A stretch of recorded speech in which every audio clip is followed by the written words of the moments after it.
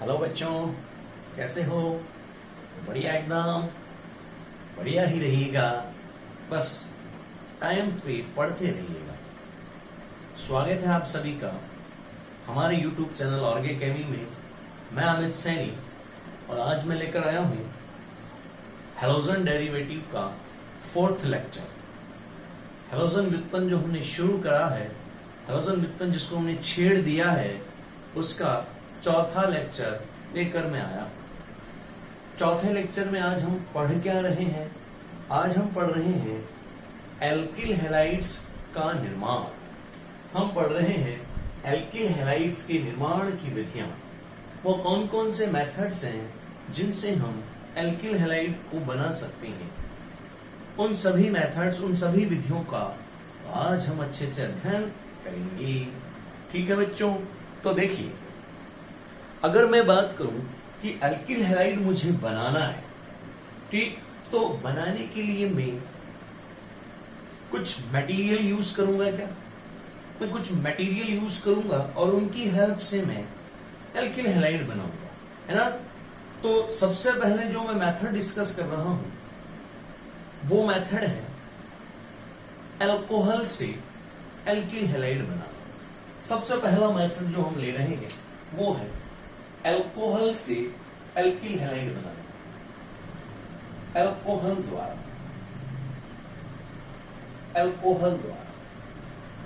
ठीक, अब सुनिए, अल्कोहल से हमें एल्किल हैलाइड बनाना है। तो अल्कोहल से एल्किल हैलाइड बनाने के हमारे पास 5 तरीके हैं। हमारे पास 5 ऐसे तरीके हैं जिनकी सहायता से हम अल्कोहल से एल्किल हैलाइड बना सकते हैं। वो तरीके क्या है सर? सुनिए, अल्कोहल की रिएक्शन हम करवाएंगे 5 अलग अलग अभिकर्मकों के साथ। अल्कोहल की अभिक्रिया हम 5 अलग अलग अभिकर्मकों के साथ करवाएंगे। 5 अलग अलग रिएजेंट हम काम में लेंगे अल्कोहल के साथ और पांचों ही अल्कोहल से एल्किल हैलाइड देंगे हमें। तो हमारे पास ऐसे 5 रिएजेंट है, इसीलिए मैं कह रहा हूं कि अल्कोहल से एल्किल हैलाइड बनाने के 5 तरीके हैं। हर एक रिएजेंट के साथ में अल्कोहल की रिएक्शन करवाएंगे, वो एक तरीका होगा। तो 5 तरह के रिएजेंट, 5 तरह के तरीके। अब सुनिए, जो अल्कोहल होता है, इससे अगर हमें एल्किल हैलाइड बनाना है, इट मीन्स हमें क्या करना है? इट मीन्स हमें ये चीज करनी है। अल्कोहल का कॉमन फॉर्मूला होता है, कॉमन रिप्रेजेंटेशन होता है ROH। ऐसा कोई भी कंपाउंड जिसमें OH फंक्शनल ग्रुप होता है, ये OH फंक्शनल ग्रुप होता है, इसको हम कहते हैं अल्कोहल। इस तरह की जो स्पीशीज होती है उसको कहा जाता है अल्कोहल, जिसमें OH फंक्शनल ग्रुप हो। और हमें क्या करना है? हमें इससे प्रिपेयर करना है एल्किल हैलाइड, जिसमें OH की जगह क्या होना चाहिए? हैलाइड आना चाहिए। इसको हम एल्काइल हैलाइड कहेंगे, इसको हम एल्काइल हैलाइड कहेंगे। यानी हमें ये चीज करनी है, अल्कोहल से एल्काइल हैलाइड प्रिपेयर करना। और आप देख के ये समझ पा रहे होंगे कि इस पूरे के पूरे मेथड में हमें करना क्या है? OH को यहां से गायब करना है और इसकी जगह पर हैलोजन को लाना है। क्लियर है? यही तो करना है। OH को हटाना है, यानी OH को गायब करना है यहां से, और इसकी जगह हैलोजन को लेके आना है। हमें बस इस पूरे मेथड में यही समझना है कि मेरे पास कितने ऐसे तरीके हैं जिनसे मैं इस OH को यहां से गायब कर सकता हूं और इसकी जगह हैलोजन को लेके आ सकता हूं। तो बच्चों, हमारे पास 5 ऐसे तरीके हैं, 5 ऐसे मेथड्स हैं जिनकी हेल्प से, जिनकी सहायता से हम OH को तो यहां से गायब कर देंगे और OH की जगह हैलोजन को लेके आ जाएंगे। 5 तरीके हैं हमारे। अब 5 तरीके कैसे हैं? सुनिए, 5 तरीके कुछ ऐसे हैं कि हम इस अल्कोहल को अलग अलग तरह के अभिकर्मकों के साथ अभिक्रिया करवाएंगे। अलग अलग तरह के अभिकर्मकों के साथ अभिक्रिया करवाएंगे इस अल्कोहल की, और हर एक अभिकर्मक के साथ जब इसकी रिएक्शन होगी तो हमें एल्किल हैलाइड मिलेगा। तो जितने तरह के अभिकर्मक हमारे पास हैं, जितने तरह के रिएजेंट हमारे पास हैं जिनसे हम अल्कोहल को एल्किल हैलाइड में कन्वर्ट कर सकते हैं, वो हर एक रिएजेंट और उस रिएजेंट के साथ रिएक्शन एक तरीका है अल्कोहल को एल्किल हैलाइड में बदलने का, एक तरीका है अल्कोहल को एल्किल हैलाइड में बदलने का हर एक रिएजेंट के साथ रिएक्शन। तो सबसे पहले मैं मेंशन करता हूं, सबसे पहले मैं आपको चेहरे दिखाता हूं उन रिएजेंट्स के, उन अभिकर्मकों के जिनके साथ में जब अल्कोहल को भिड़ाऊंगा तो एल्किल हैलाइड आएगा। देखो कौन कौन से, देखना भाई। सबसे पहले हैलोजन अम्ल, हैलोजन अम्ल के साथ अगर आप, इसको हैलोजन अम्ल कहते हैं, HX इसका रिप्रेजेंटेशन होता है। हैलोजन अम्ल यानी हैलोजन एसिड के साथ अगर आप अल्कोहल को भिड़ा दोगे एल्किल हैलाइड मिलेगा। एक तो ये है। दूसरा देखो क्या है,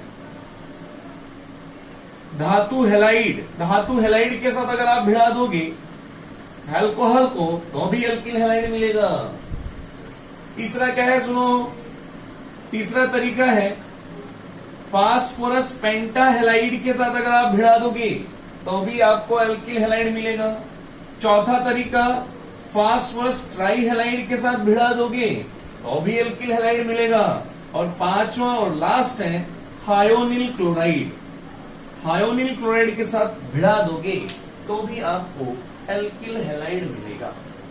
तो हमारे पास 5 ऐसे रिएजेंट हैं, 5 ऐसे अभिकर्मक हैं जिनको अगर मैं अल्कोहल के साथ में रिएक्ट करा दूं, अल्कोहल के साथ अभिकृत करा दूं तो ये मुझे एल्किल हैलाइड देते हैं। हर एक रिएजेंट के साथ एल्किल हैलाइड का बनना एक तरीका है। तो HX के साथ एक तरीका, धातु हैलाइड के साथ एक तरीका, फास्फोरस पेंटाहेलाइड के साथ एक तरीका, फास्फोरस ट्राईहेलाइड के साथ एक तरीका, और थायोनिल क्लोराइड SOCl2 को थायोनिल क्लोराइड कहते हैं, थायोनिल क्लोराइड के साथ एक तरीका। ये पांचों तरीके हमें डिस्कस करने हैं, ठीक। अब ये पांचों तरीके हमें डिस्कस करने हैं, उससे पहले मैं आपको एक चीज बता दूं कि ये जो कार्यक्रम हम करना चाहते हैं, अल्कोहल को गायब करके हैलोजन लाना चाहते हैं, तो ये किस अभिक्रिया के द्वारा होता है। जब ये कार्यक्रम हम करवाएंगे तो कौन सी अभिक्रिया का पालन होगा, कौन सी अभिक्रिया के अनुसार ये कार्यक्रम होगा। तो कहा जाता है अगर हम ये कार्यक्रम करवाना चाहते हैं तो ये कार्यक्रम होता है नाभिक स्नेही, ये कार्यक्रम होता है नाभिक स्नेही प्रतिस्थापन अभिक्रिया द्वारा, नाभिक स्नेही प्रतिस्थापन अभिक्रिया द्वारा होता है। इस पूरे प्रोसेस में जो अभिक्रिया इन्वॉल्व होती है, जो रिएक्शन इन्वॉल्व होती है, वो होती है नाभिक स्नेही प्रतिस्थापन अभिक्रिया, ठीक। अब ये जो नाभिक स्नेही प्रतिस्थापन अभिक्रिया ये होती क्या है, यह आपको जब पता होगा जब आपने 11th स्टैंडर्ड में GOC एक टॉपिक होता है उसको डिटेल में पढ़ रखा होगा। और मैं पूरी उम्मीद करता हूं कि आपको डिटेल में नहीं पढ़ाया गया होगा। 11th में इनफैक्ट कई जगह तो पढ़ाया ही नहीं जाता, और जहां पढ़ाया जाता वहां भी इन शॉर्ट में पढ़ाया जाता। अगर आपने डिटेल में पढ़ रखा तो आप उन खुशनसीब बच्चों में से हो जिन्हें बिल्कुल मालूम होगा कि नाभिक स्नेही प्रतिस्थापन अभिक्रिया क्या होती है। लेकिन अगर आपने डिटेल में नहीं पढ़ रखा है तो फिर श्योर आपको मालूम नहीं होगा कि वास्तव में नाभिक स्नेही प्रतिस्थापन अभिक्रिया होती क्या है। नाभिक स्नेही प्रतिस्थापन को इनफैक्ट इंग्लिश में कहते हैं nucleophilic substitution, nucleophilic substitution reaction, nucleophilic substitution reaction, ठीक। तो हमें ये पांचों मेथड तो बहुत आसान है, समझा दूंगा मैं, कुछ नहीं है इनमें, तो 1-1 सेकंड का काम है। पहले हमें ये तो समझ में आए कि जब ये कार्यक्रम होगा तो जो रिएक्शन फॉलो हो रही है, जो रिएक्शन का पालन हो रहा है, वो रिएक्शन कैसी है, चलिए ये तो समझ में आए। इसलिए सबसे पहले मैं आपको ये समझाऊंगा कि नाभिक स्नेही प्रतिस्थापन अभिक्रिया होती क्या है, उसके बाद इन पांचों को एक एक करके लेंगे और इनके प्रोडक्ट बनाते जाएंगे। कुछ नहीं है इनके प्रोडक्ट बनाने में, आप रट लोगे तो भी आपको आ जाएगा, पर मैं नहीं चाहता कि आप रटो, क्योंकि ऑर्गेनिक केमिस्ट्री रटी नहीं जा सकती। अरे मिलियंस ऑफ रिएक्शन है, लाखों करोड़ों अभिक्रियाएं हैं, कितनी रटोगे भाई। इसलिए तरीका मालूम होना चाहिए, एक हिंट मालूम होना चाहिए, एक वे पता होना चाहिए कि किस वे में जाना है, बस फिर तो प्रोडक्ट निकल जाता है। और सबसे ज्यादा इजी आती है ऑर्गेनिक कॉम्पिटिटिव में, और बोर्ड में भी पूरे साल बच्चे कहते रहते हैं सर ऑर्गेनिक याद नहीं हो रही, और जब पेपर दे के आते तो कहते हैं सर ऑर्गेनिक तो बहुत सरल आई थी। ये क्या हुआ भाई, याद नहीं हो रही थी तुम्हें, तो सरल कैसे हो गई? तो जब पढ़ते हैं ना तो ऐसा लगती है कि पता नहीं क्या है, याद नहीं हो रही, कि जब क्वेश्चन आता है तो बड़े आराम से हो जाता है, इसलिए इजी है। तो मैं तुम्हें पांचों मेथड समझाऊंगा, पांचों तरीके बताऊंगा अल्कोहल से एल्कीहाइड बनाने के, पर पहले हम ये समझ लें कि नाभिक स्नेही प्रतिस्थापन होता क्या है। एक जनरल बात करें तो देखो जनरल बात क्या है, आपके पास है अल्कोहल, आप इससे बनाना चाहते हो RX, ठीक। इसका मतलब आप चाहते हो कि यहां से OH तो चला जाए और यहां पर X आ जाए, आप ये चाहते हो, ये तो चाहते हो आप कि यहां पर OH तो निकल ले और ये जो X है ये यहां पर आ जाए, ये चाहते हो ना, ठीक। ऐसी अभिक्रियाएं जिनमें किसी समूह की अदला बदली होती है, ऐसी अभिक्रियाएं जिसमें किसी समूह की अदला बदली होती है, उन्हें हम प्रतिस्थापन अभिक्रियाएं कहते हैं। ये आपने जरूर पढ़ा होगा 10th क्लास में, जब आपने पहला चैप्टर पढ़ा होगा रासायनिक अभिक्रियाओं के प्रकार। प्रतिस्थापन अभिक्रिया वो अभिक्रिया होती है जिसमें किसी एक समूह का किसी दूसरे समूह के द्वारा प्रतिस्थापन होता है, यानी समूहों की अदला बदली होती है। सरल भाषा में मैं कहूं तो देखो, OH हुआ करता था, निकल लिया, कौन आ गया, X आ गया, तो OH की जगह X ने ले ली क्या, यानी OH और X के बीच में क्या हो गया, एक्सचेंज हो गया, अदला बदली हो गई, और इसी को मैं कह रहा हूं प्रतिस्थापन। ये जो प्रोसेस होता है जिसमें एक अपनी जगह छोड़ता है और दूसरा उसकी जगह को ग्रहण कर लेता है, ये कहलाता है प्रतिस्थापन। इंग्लिश में बोले तो सब्स्टिट्यूशन, इंग्लिश में बोले तो सब्स्टिट्यूशन कहते हैं। पहली चीज तो हमें पहले तो ये मालूम होना चाहिए कि सब्स्टिट्यूशन क्या है। सब्स्टिट्यूशन का सिंपल मतलब है, एक सीट थी जहां कुछ देर पहले मैं बैठा था, मैं उठ के चला गया, मेरी जगह कोई और आके बैठ गया, इसको कहते हैं सब्स्टिट्यूशन, ठीक है। नेताजी के पास चेयर थी, पोस्ट थी, जब तक वो सरकार में थे, जैसे ही चुनाव लड़े हार गए, उन्हें पोस्ट छोड़नी पड़ी, कुर्सी छोड़नी पड़ी, और उस कुर्सी पे कोई और आके बैठ गया, इसको कह रहे हैं प्रतिस्थापन, ठीक। अब हमें समझना है कि नाभिक स्नेही प्रतिस्थापन से मतलब क्या है, न्यूक्लियोफिलिक सब्स्टिट्यूशन से हमारा मतलब क्या है। तो कुछ नहीं है, बहुत सिंपल सी चीज है। आपको सब्स्टिट्यूशन समझ में आ गया ना, आपको न्यूक्लियोफिलिक सब्स्टिट्यूशन अभी समझाता हूं 1 सेकंड में। देखो कैसे हम क्या कह रहे हैं कि अदला बदली प्रतिस्थापन होता है, अदला बदली जो है वो प्रतिस्थापन होता है, ठीक। अदला बदली प्रतिस्थापन होता है। अब नाभिक स्नेही प्रतिस्थापन कब कहूंगा मैं इस अदला बदली को, तो जब कहूंगा जब, अब हुआ क्या था अदला बदली, एक चला गया था दूसरा आया था, है ना, यही तो हुआ, एक चला गया दूसरा आया। तो कहते हैं कि जो जा रहा है जाने वाले को लीविंग ग्रुप कहा जाता है। देखो, जाने वाले को लीविंग ग्रुप कहा जाता है। मैं एक नॉर्मल बात करता हूं, ये है हमारे पास कोई समूह मान लो, और इसमें से ये L जो है ना, ये जाता है, इसको एक दिन जाना है, तो जो जाने वाला है उसे कहा जाता है लीविंग ग्रुप, उसको लीविंग ग्रुप कहा जाता है। और हिंदी में कहें तो छूटने वाला समूह, छूटने वाला समूह, ठीक। तो जो जाने वाला है, अगर वो इलेक्ट्रॉन लेके जा रहा है, देखो ये इलेक्ट्रॉन, ये बंद है तुम्हारा, और इस बंद में इलेक्ट्रॉन होते हैं 2, एक तो इसके खुद के होते हैं और एक पड़ोसी का होता है। तो अगर ये जो जाने वाला समूह है ये इलेक्ट्रॉनों को लेके जा रहा है, तो ये हमेशा किसके रूप में निकलेगा, L- के रूप में। ध्यान से समझना इस चीज को, अगर जाने वाला इलेक्ट्रॉन लेके जा रहा है तो ये हमेशा L- के रूप में निकलेगा, अर्थात इलेक्ट्रॉन धनी प्रजाति के रूप में निकलेगा।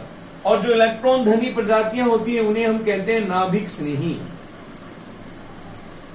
इसका मतलब अगर ये यहां से L माइनस के रूप में निकला तो ये नाभिक स्नेही के रूप में निकलेगा, न्यूक्लियोफाइल इंग्लिश में कहे तो।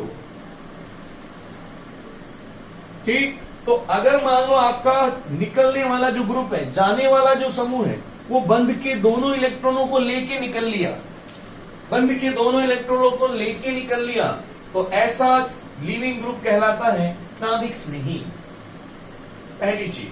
और जो आने वाला है वो भी 2 इलेक्ट्रॉन लेके आ रहा है, मान लो वो भी इलेक्ट्रॉन लेके आ रहा है, यानी ऋणावेश के रूप में आ रहा है, वो भी नेगेटिव के फॉर्म में ही आ रहा है, तो आने वाला भी क्या होएगा, नाभिक स्नेही।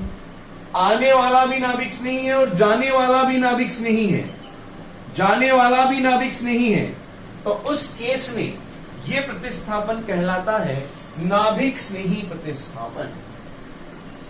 जाने वाला भी नाभिक स्नेही था क्योंकि इलेक्ट्रॉन लेके गया है, अर्थात माइनस के रूप में निकला है, और आने वाला भी नाभिक स्नेही है अर्थात इलेक्ट्रॉन लेके आया है, तो ऐसा प्रतिस्थापन कहलाता है नाभिक स्नेही प्रतिस्थापन।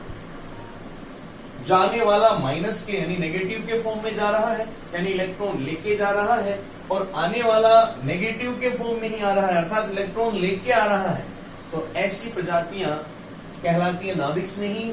और जब अदला बदली 2 नाभिक स्नेहियों के बीच में होती है तो इसे हम नाभिक स्नेही प्रतिस्थापन कहेंगे।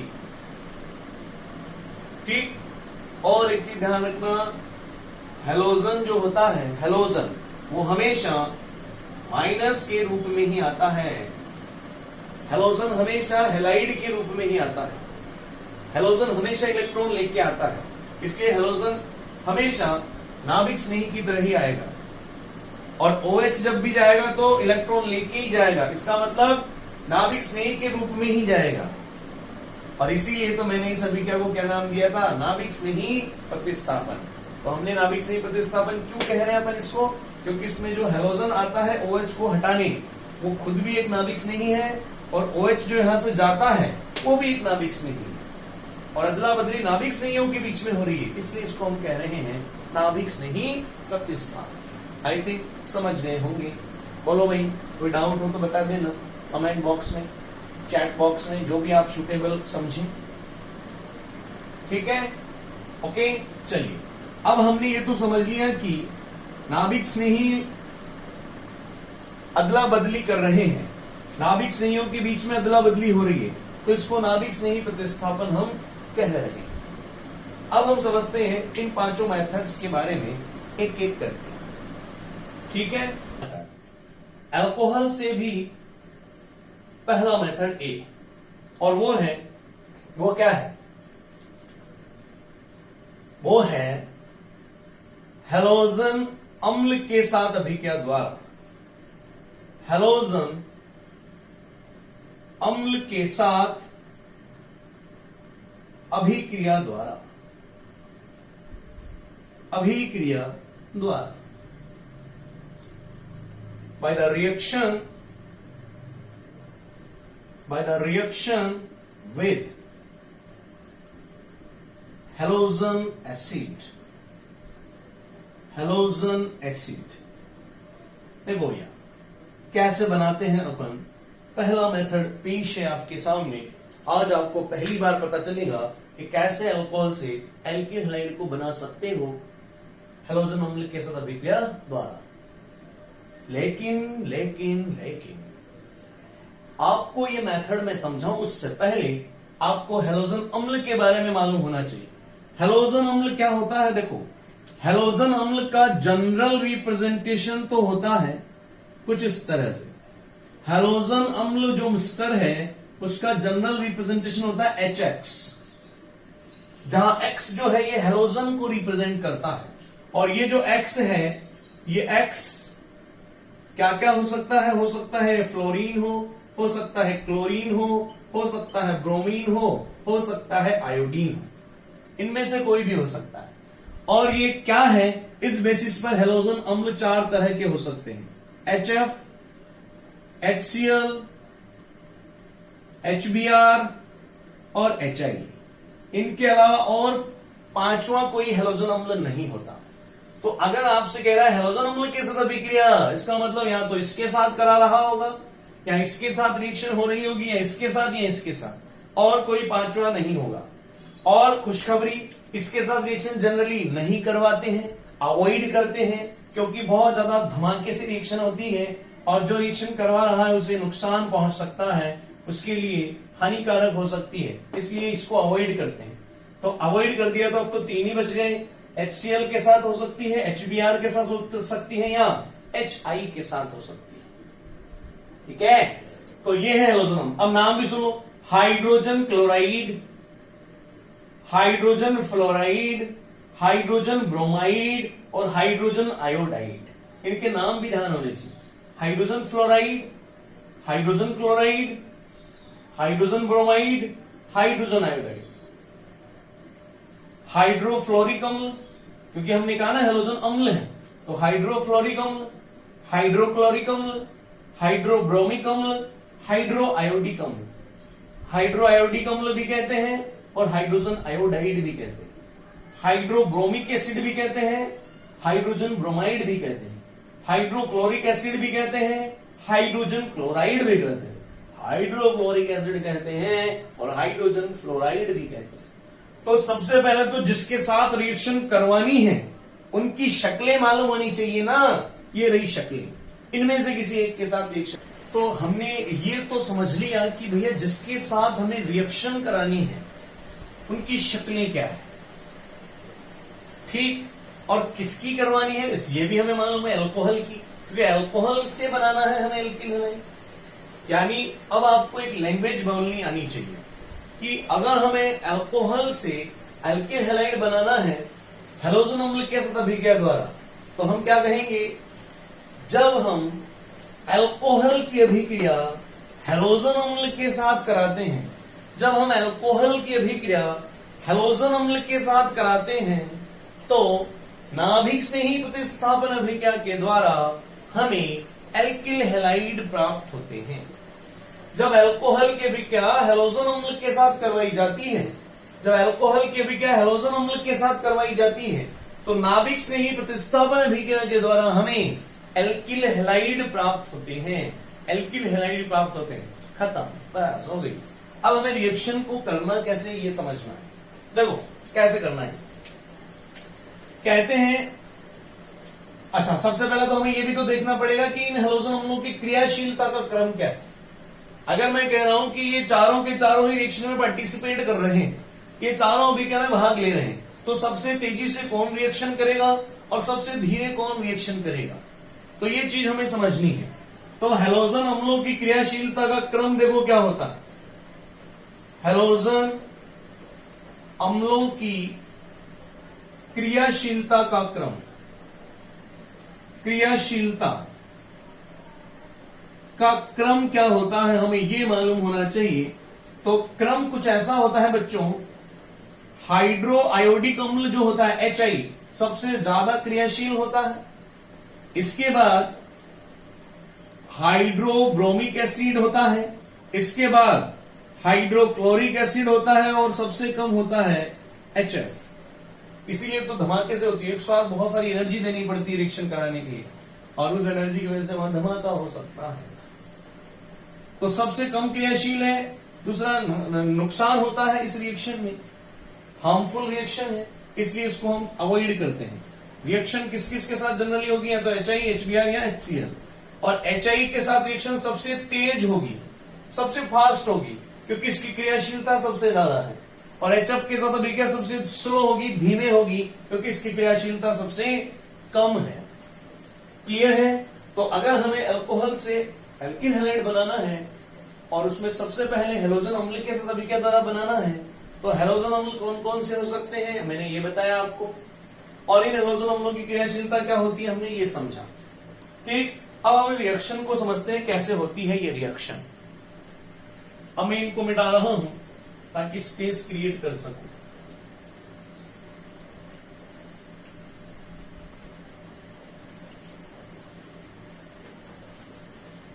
अब ये क्रियाशीलता तो समझ गए, अब रिएक्शन को समझ लें कैसे हो रही है।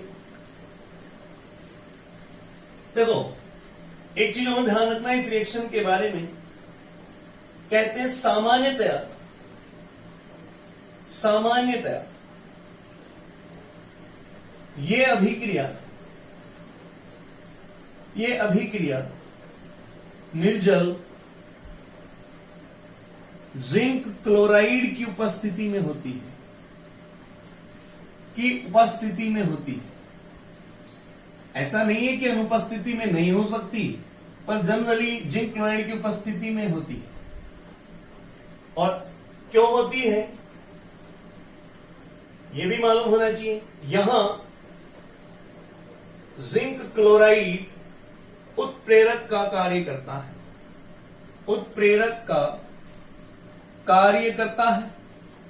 तथा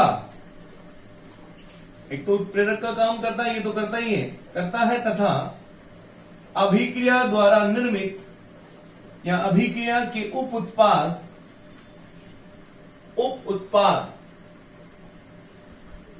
H2O इस अभिक्रिया का उप उत्पाद होता है। उप उत्पाद का मतलब होता है मेन जो उत्पाद है, मेन जो प्रोडक्ट है, उसके साथ में जो बन रहा है कचरा, जिसे कहते हैं अपन वेस्टेज, वो उप उत्पाद H2O को अवशोषित करता है,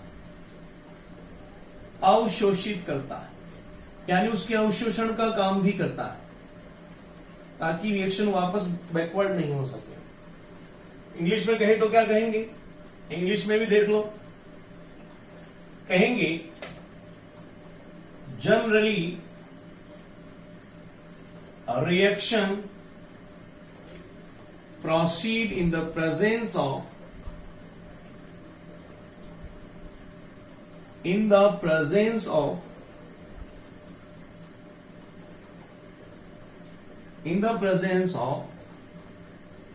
dehydrated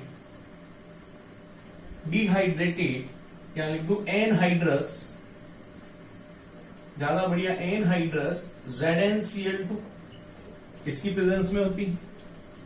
here ZnCl2 act as a catalyst, ये कैटलिस्ट की तरह काम कर रहा है, and water absorbent, and absorb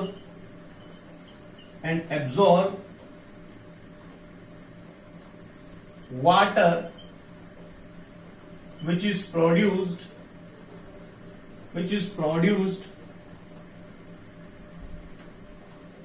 as a subproduct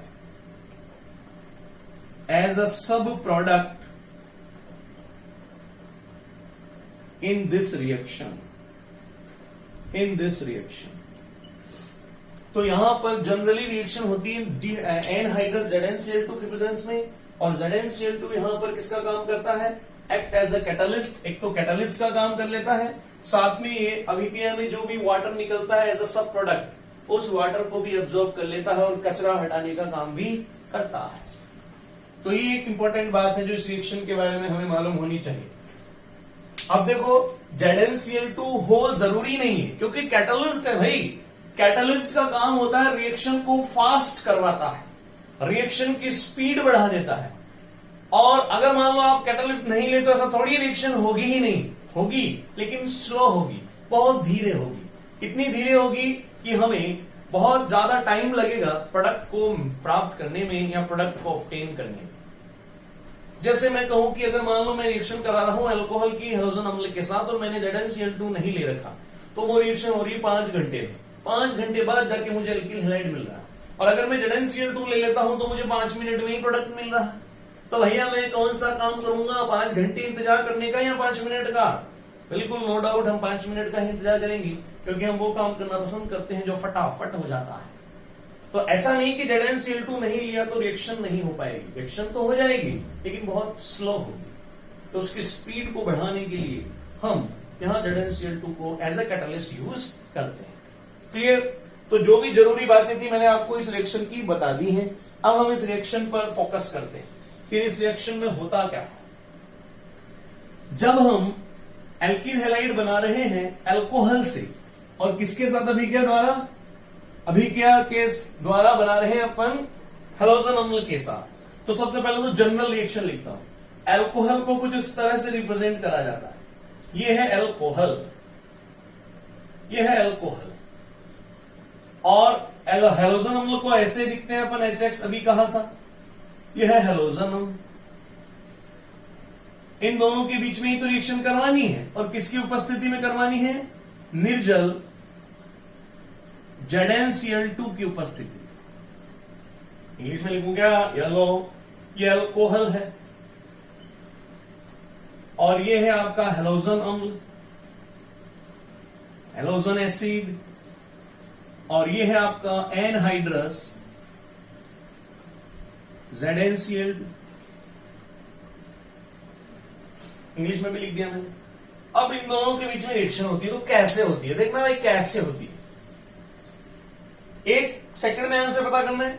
तो देखो क्या होगा, मैंने कहा नाभिक से ही प्रतिस्थापन अभिक्रिया है ये, यानी आने वाला भी नाभिक से नहीं और जाने वाला भी नाभिक से नहीं, ठीक। और नाभिक से नहीं का मतलब ऋणावेशित प्रजातियों की अदला बदली, नेगेटिवली चार्ज स्पीशीज का सब्स्टिट्यूशन, यही तो कहा मैंने हिंट में।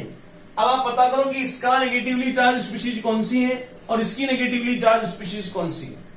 तो अल्कोहल में तो हमेशा ध्यान रखना, अगर आपको देखना नहीं आता, अल्कोहल में जो OH होता है ये हमेशा ऋणावेशित प्रजाति होती है, OH माइनस, OH ऋणावेशित प्रजाति होती है, यानी इसका अल्कोहल का तो OH है ऋणावेशित प्रजाति, यानी OH इसका नाभिक नहीं है।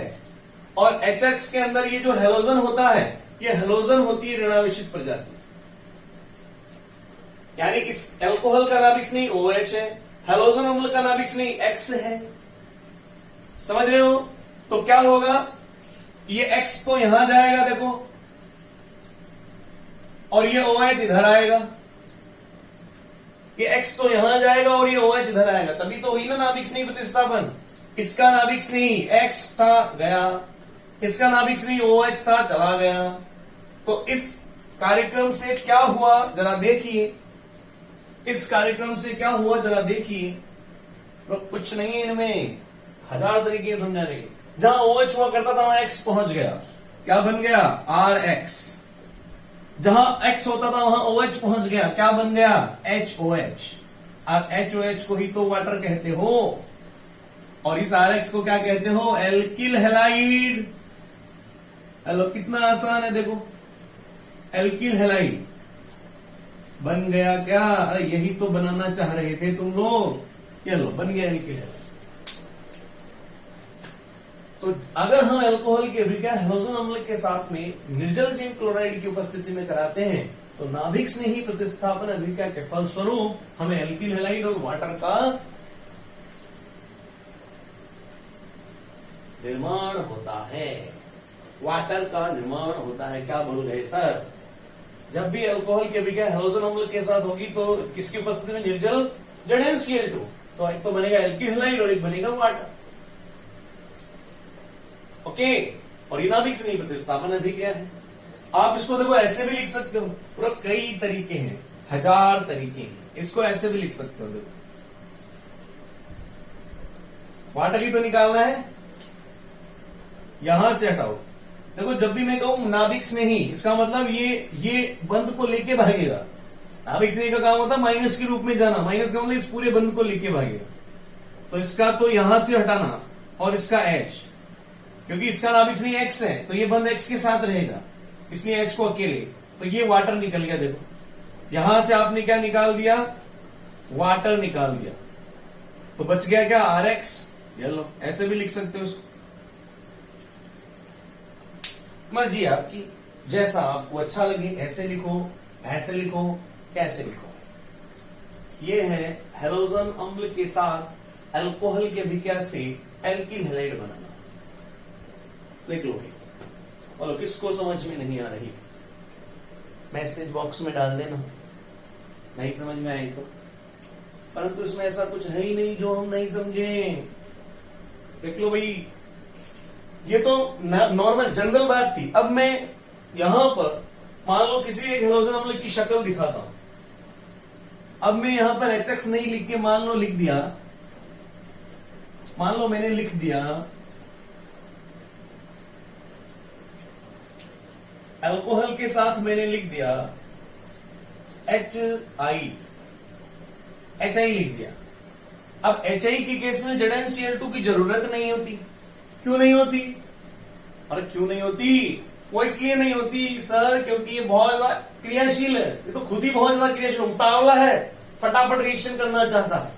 तो जो खुद ही उतावला है उसके लिए कोई सपोर्टिंग मटेरियल, कोई सहायक की जरूरत नहीं होती। जिंक क्लोराइड तो सहायता कर रहा था तेजी से रिएक्शन हो जाए, लेकिन ये तो खुद ही तैयार है तेजी से रिएक्शन करने के लिए। इसलिए यहां पर ZnCl2 के बिना आवश्यकता के ही कार्यक्रम संपन्न हो जाता है और यहां पर आपको बिना ZnCl2 के ही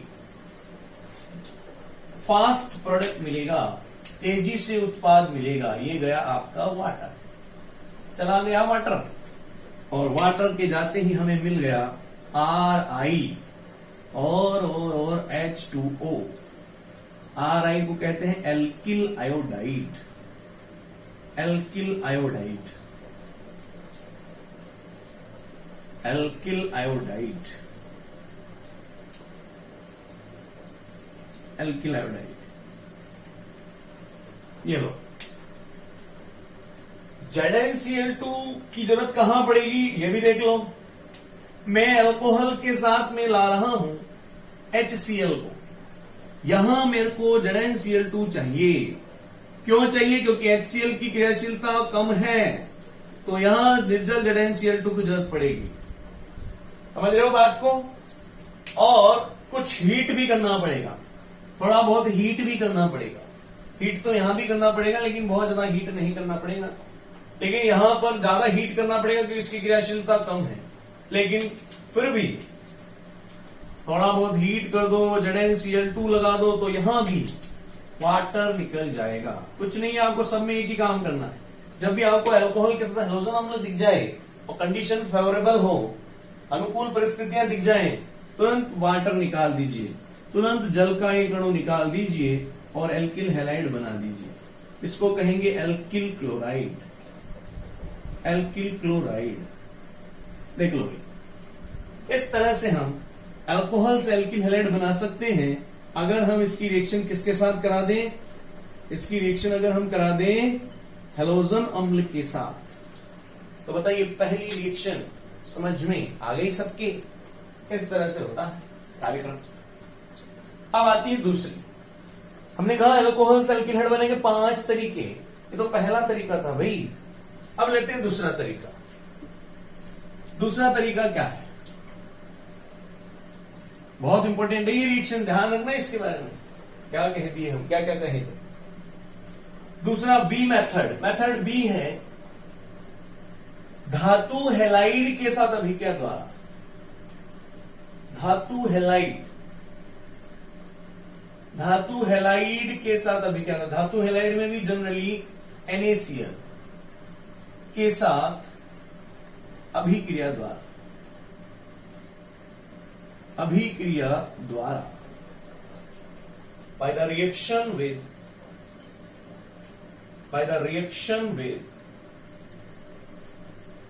NaX कह लो, NaX कह लो, NaCl की जगह NaX कह लो, धातु हैलाइड। अब ये कहते हैं कि मान लीजिए आपने अल्कोहल की रिएक्शन करवा दी है किसी धातु हैलाइड के साथ, तो क्या है? कुछ नहीं है। धातु हैलाइड को एक तरह से हेलोजन अम्ल तो समझो, यहां H हुआ करता था HX, यहां NaX कर दिया।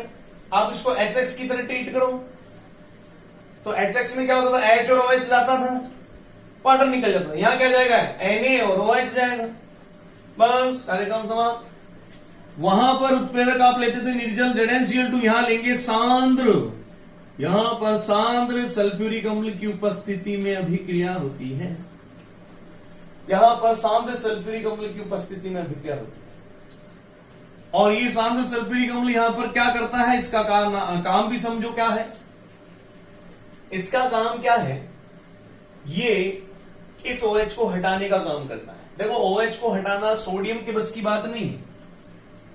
OH एक तगड़ा छूटने वाला समूह है।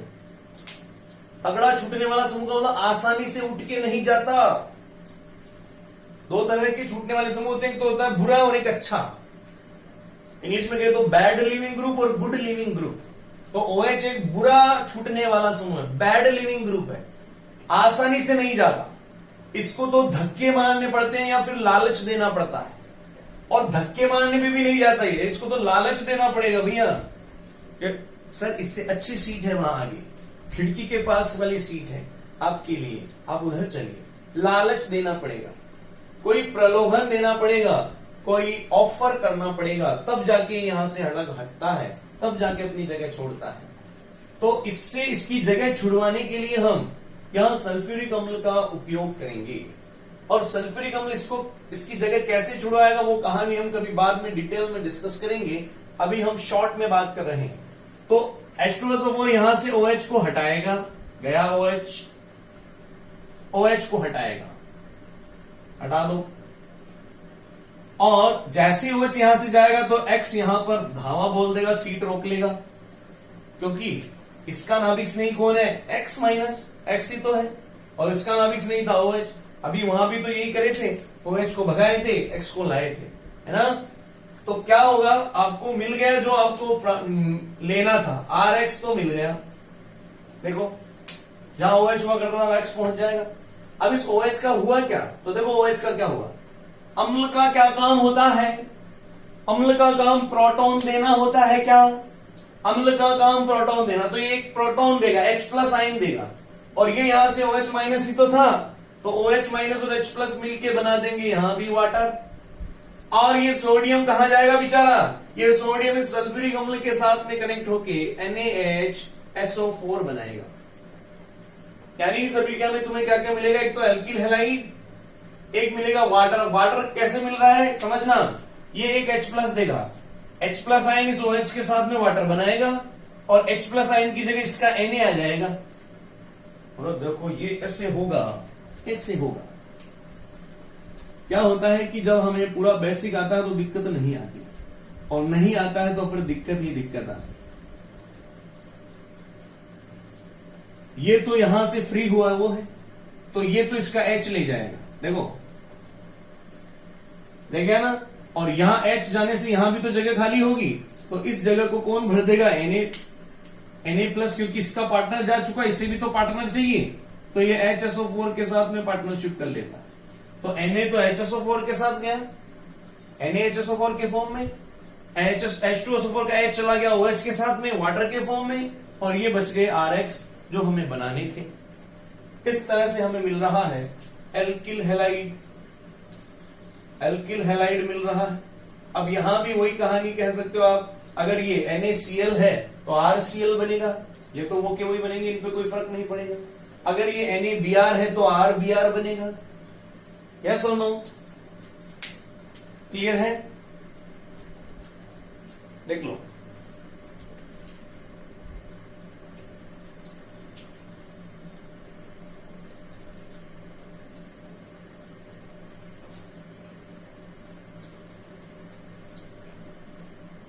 ठीक है।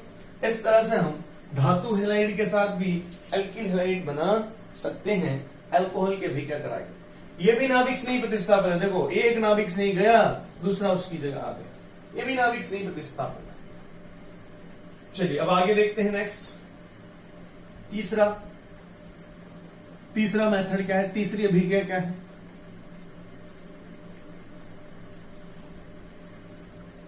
सी, रिएक्शन सी कहती है फॉस्फोरस पेंटाहेलाइड के साथ अभिक्रिया द्वारा, PX5 के साथ अभिक्रिया द्वारा, PX5 के साथ अभिक्रिया द्वारा, reaction by the reaction with PX5। देखो क्या होता है, इंपॉर्टेंट है, बहुत इंपॉर्टेंट रिएक्शन। PX5 का मतलब होता है, PX5 कुछ ऐसा होता है, 3 हेलोजन तो इस तरह से लगे होते हैं इसके पास, एक समतल त्रिकोण के रूप में, और 2 हेलोजन लगे होते हैं ऊपर नीचे।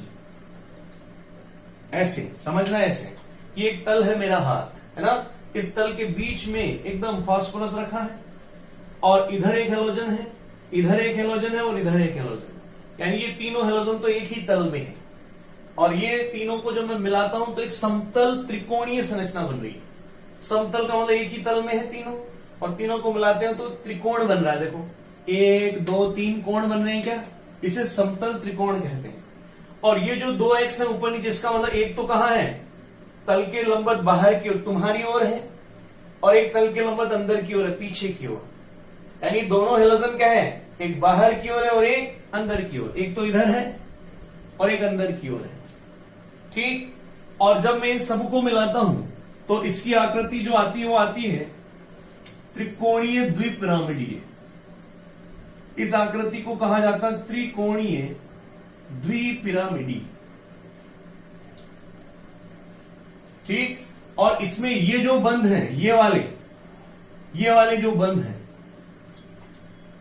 ये वाले बंध, ये क्या होते हैं, दीर्घ बंध होते हैं, लंबे बंध होते हैं,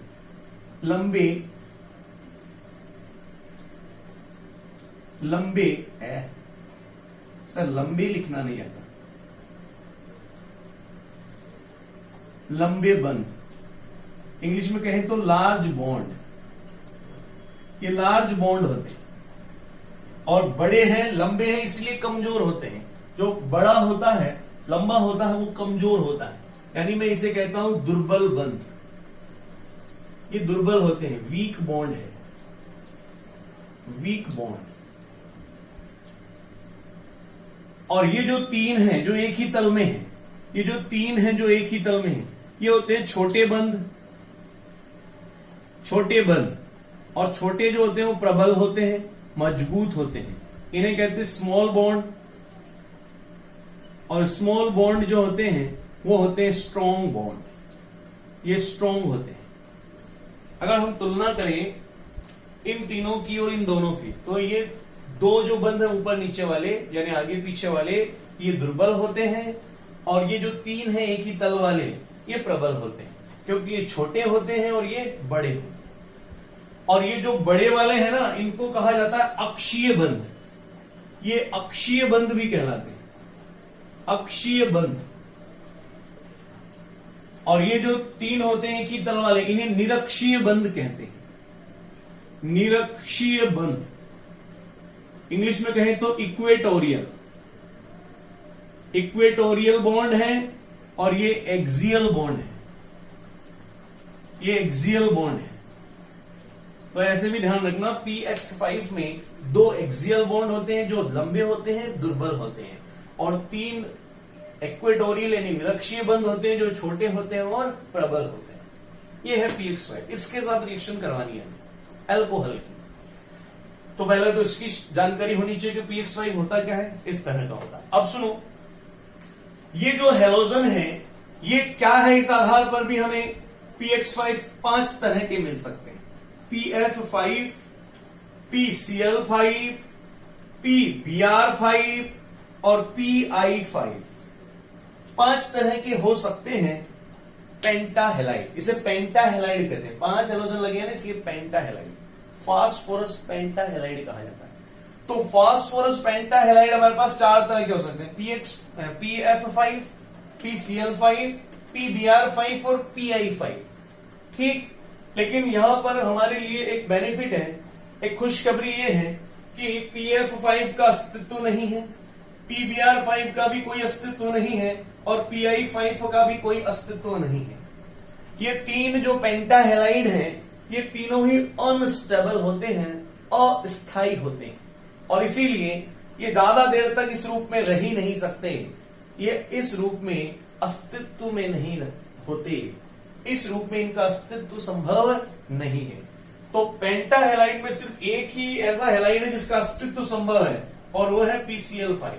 तो हमें जब भी पेंटाहेलाइड कहेगा, इसका मतलब हमें रिएक्शन किसके साथ करवानी होगी, केवल PCl5 के साथ, केवल PCl5 के साथ रिएक्शन करानी होगी और किसी के भी साथ हमें रिएक्शन नहीं करानी होगी, क्योंकि इनका तो अस्तित्व ही नहीं है। ये तो बन ही नहीं सकता, और ये बन सकते हैं लेकिन बनने के बाद तुरंत टूट जाते हैं। क्योंकि ज्यादा देर रह नहीं सकते इस रूप में, और इनके बारे में ज्यादा पढ़ोगे तो पी ब्लॉक तक कहूंगा। अभी मैं इसको ज्यादा छेड़ दूंगा तो पी ब्लॉक में पहुंच जाऊंगा, मुझे अभी हैलोजन डेरिवेटिव में ही रहने दो। ठीक, तो समझ गए मेरी बात? कैसा है तुम्हारा, इसको अभिकर्मक कह रहे हैं, किसके जिसके साथ रिएक्शन कर रहे हैं वो अभिकर्मक है। तो कैसा है तुम्हारा अभिकर्मक रिएजेंट? ऐसा। इसमें किसके साथ एक्चुअल में रिएक्शन होगी? PCl5, क्योंकि बाकी के स्थायी नहीं होते। अब सुनो कैसे रिएक्शन होगी, अभिक्रिया कैसे होगी। देखो बहुत आसान सी रिएक्शन है, अल्कोहल के साथ ही तो करानी है, ये रहा अल्कोहल। ठीक, अब PCl5 के साथ रिएक्शन करानी है, तो देखो PCl5 में 2 क्लोरीन तो ऊपर नीचे होगी क्या? 2 क्लोरीन जो ऊपर नीचे होगी वो कौन सी है? निरक्षीय, सॉरी अक्षीय, और वो दोनों ही दुर्बल होंगी।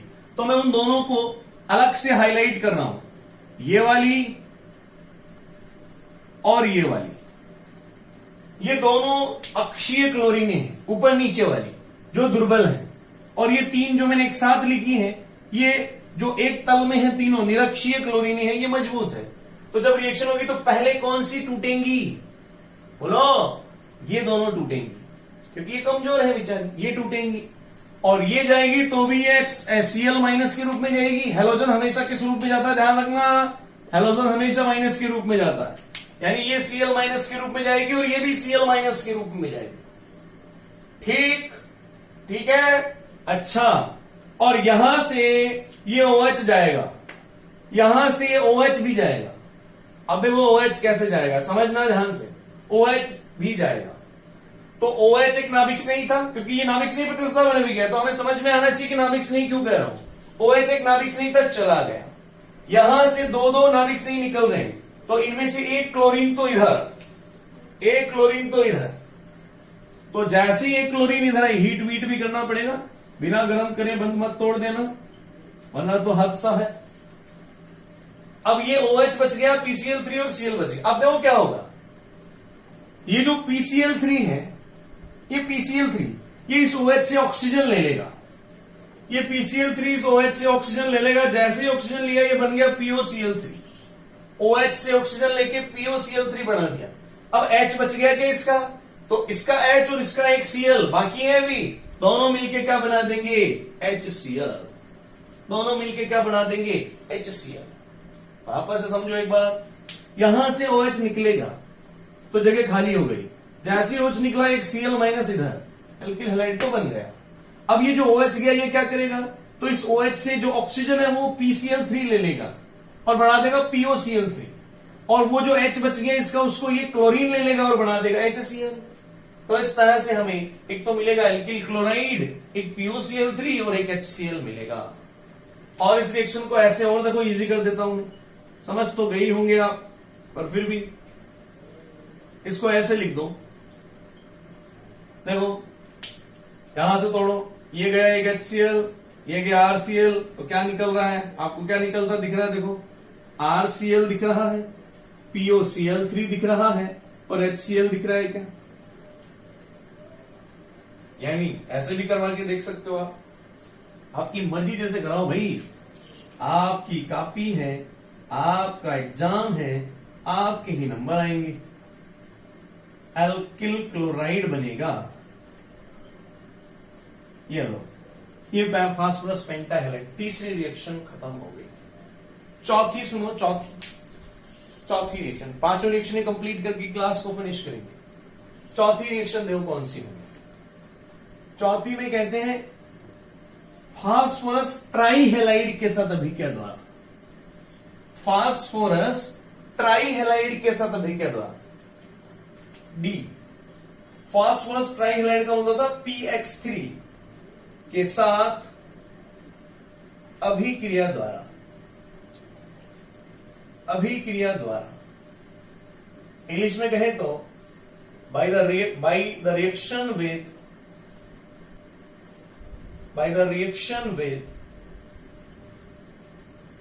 PX3, इसको फास्फोरस ट्राईहैलाइड कहते हैं।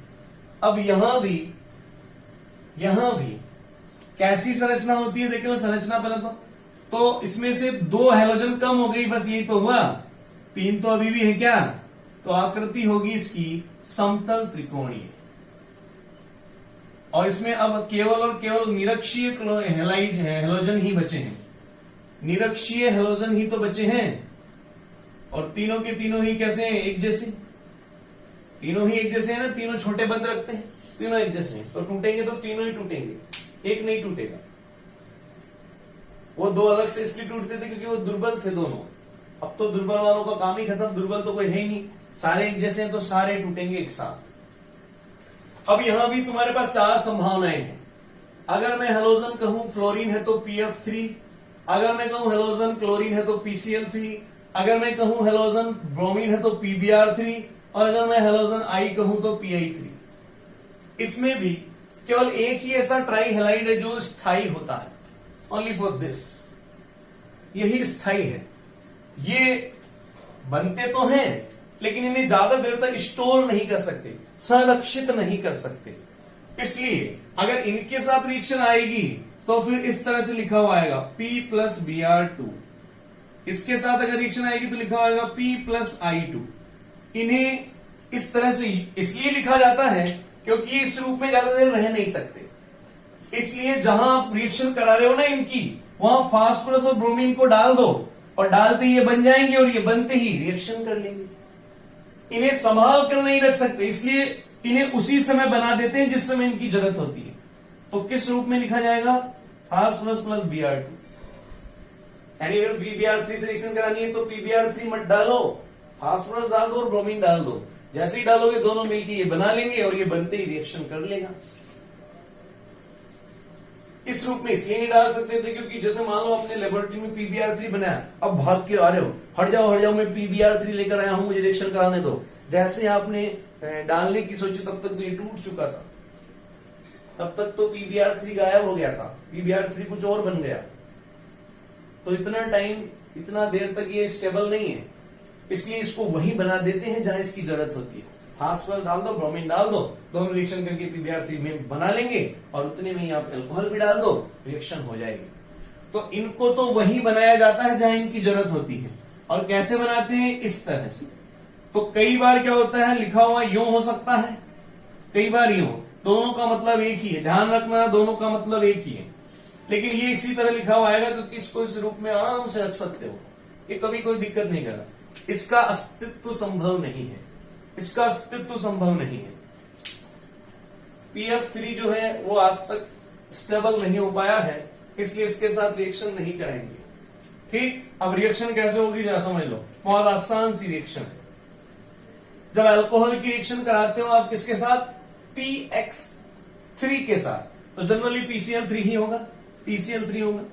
PCl3 में इसको ऐसे लिख दूं क्या, PCl3 को देख लो, हीट तो करना पड़ेगा।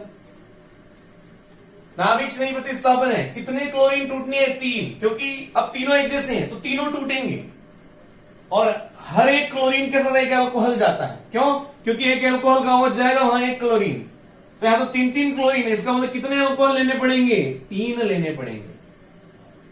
पेंटाहेलाइड के साथ एक ही अल्कोहल में काम हो गया था, लेकिन ट्राईहेलाइड के साथ 3 अल्कोहल चाहिए। क्यों, क्योंकि यहां पर 3 हेलोजन जाएंगी फास्फोरस को छोड़ के, तो 3 OH को यहां से जाना पड़ेगा। 3 OH गए, देखो गए, और 3 क्लोरीने गई, कहां गई, उल्टा क्यों घुमा रहे हो सर, तीनों को इधर ही तो लाना है। 3 क्लोरीने गई, तो जैसे ही 3 क्लोरीने गई आपको क्या मिल गए, 3 एल्किल क्लोराइड, और 3 OH कहां जाएंगे, क्लोरीन की जगह पहुंचते हैं फास्फोरस के पास, तो फास्फोरस के साथ हो जाएंगे 3 OH, ये बन जाएगा POH3। और POH3 को ही हम ऐसे भी लिख सकते हैं H3PO3, इसका नाम है ऑर्थोफॉस्फोरिक अम्ल, ऑर्थोफॉस्फोरस अम्ल, सॉरी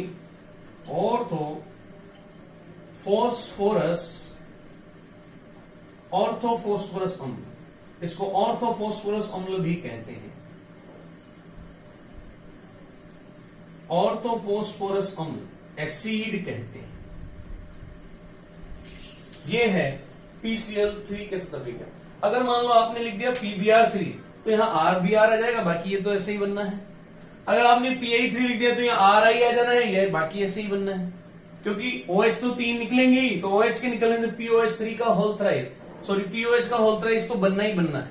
POH का होल थ्राइस तो बनने से आप रोक ही नहीं सकते। हेलोजन कौन सा, उस हिसाब से आपका एल्किन हैलाइड बदल जाएगा। PCl3 RCl बनेगा, PBr3 RBr बनेगा, PI3 है तो RI बनेगा। क्लियर है? ये चौथा मेथड क्लियर है। पांचवा और लास्ट देखो, लास्ट मेथड क्या है? अंतिम मेथड जो है वो है थायोनिल क्लोराइड के साथ अभिक्रिया द्वारा, थायोनिल क्लोराइड के साथ अभिक्रिया द्वारा, थायोनिल क्लोराइड के साथ अभिक्रिया द्वारा। थायोनिल क्लोराइड क्या होती है? थायोनिल क्लोराइड के साथ अभिक्रिया द्वारा